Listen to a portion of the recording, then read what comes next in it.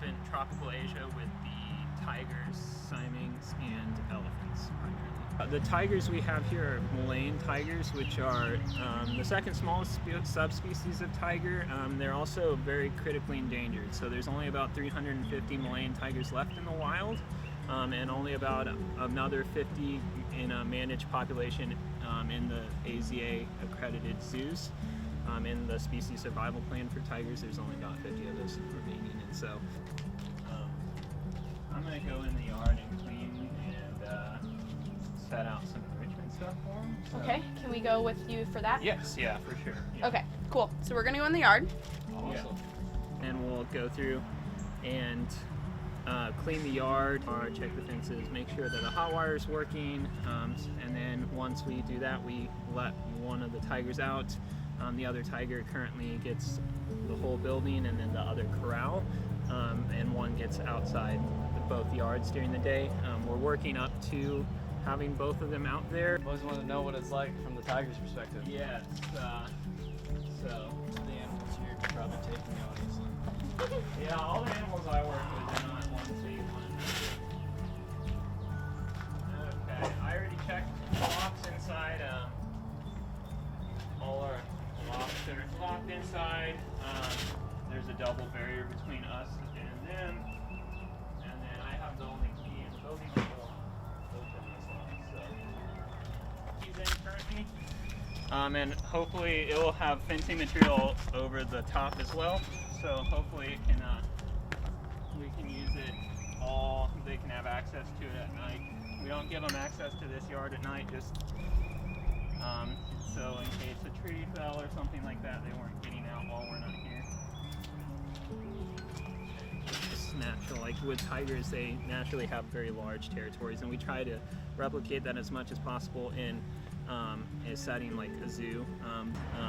Like that's their natural instinct, is to, they would naturally roam their territory, so walk around and make sure that prowling their territory to make sure that, you know, no intruders are breaking in.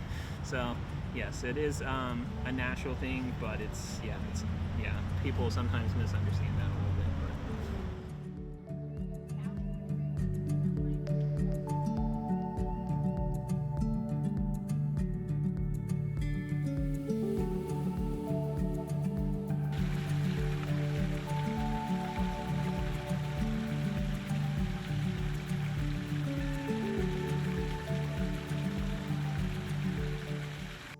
Are most people misidentify them as monkeys. They are not monkeys. They are a lesser ape.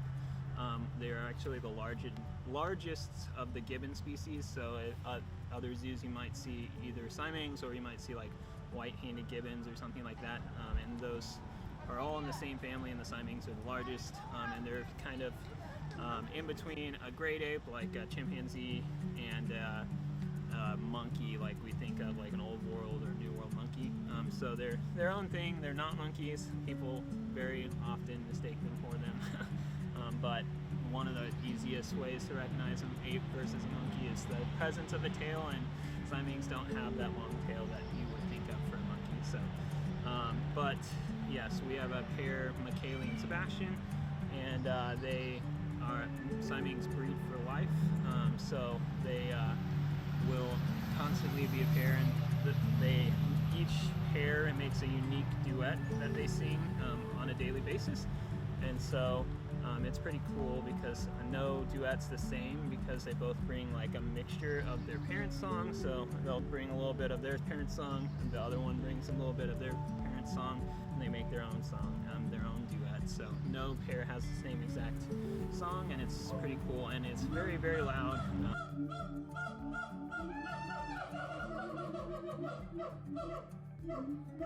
You can hear it pretty well anywhere in the zoo. In the winter, if they can't go outside, it is super loud in the building, I will tell you. It is quite painful on your ears if you're in there with them, but yes, it is very, very cool. Michaeli's 20 and he's 9, so it's a little of an age gap, but they still, they're fun, and they are very, very, I think, again, like, people can misidentify them as like small and cute, and The Simings I would not want to mess with. Like, I mean, Sebastian, our male, does some crazy feats of athleticism out there in the yard, and I think he's way stronger than most people give him credit for, so he's a good time, so yeah.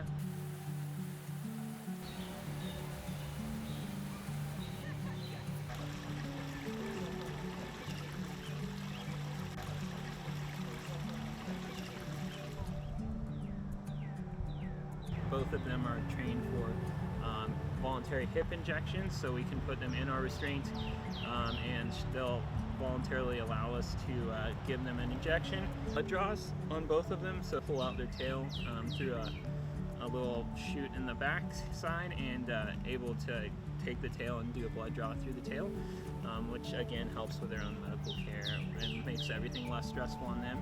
And then both are trained for ultrasounds as well. So in the event that our female gets pregnant, which we're hopeful in the future that would be the case, we'd be able to track her pregnancy through that. And we would raise them with their mom, ideally, until their weaning age, 1.5 years, 2 years old, and then we would. Then they would be up to the species survival plan at that point. The stud book coordinator would produce their recommendations on where the tigers go. So yeah, so we could potentially keep some, we could send them off. It's that out of our hands at that point. We just follow whatever the SSP recommends. So awesome. Yeah, so species survival plans are a effort by AZA accredited zoos, or Association of Zoos Aquariums, to manage the population in the most genetically viable way. So basically they each have a stud book coordinator over the top of them that keep track of all the genetics of all the animals that are in the managed population. So for like Malayan tigers, that's about 50 individuals right now, which is not very big. Some of those other SSPs have a lot more animals. And then based off of those genetics, they make recommendations on who should breed with who in order to sustain the population the most, like the best way possible. And so our two tigers currently are, I believe, #1 on the SSP listings for male, and then #4 for female. So they're a very highly rated pair, and so it'd be very great for the population if they were to produce offspring. So we can come in the building. I just will have to grab you guys masks. Okay. And I'm just gonna do a short training, feed them a tad bit of breakfast, and then we'll pick one outside. We typically get in the morning, we check, make sure that they're doing all right.